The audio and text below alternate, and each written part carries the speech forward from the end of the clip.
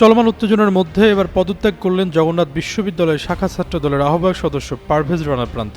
সাম্প্রতিক সময়ে বিএনপি ও এর অঙ্গ সংগঠনের নেতাকর্মীদের নীতি বহির্ভূত কাজে জড়িত থাকার প্রতিবাদে পদত্যাগের সিদ্ধান্ত নিয়েছেন তিনি। শুক্রবার রাতে নিজের ফেসবুক ওয়ালে দেওয়া এক পোস্টে পদত্যাগের বিষয়টি নিশ্চিত করেন তিনি জবির দর্শন বিভাগে 2020-21 শিক্ষাবর্ষের শিক্ষার্থী। ফেসবুক পোস্টে প্রান্ত লেখেন, আমি ব্যক্তিগত সমস্যার কারণে বাংলাদেশ জাতীয়তাবাদী ছাত্রদল জগন্নাথ বিশ্ববিদ্যালয়ের শাখা আহ্বায়ক কমিটির সদস্য পদ থেকে সরে দাঁড়াচ্ছি। বিশ্ববিদ্যালয়ের প্রথম বর্ষ থেকে আমি ছাত্রদলের সঙ্গে সম্পৃক্ত ছিলাম।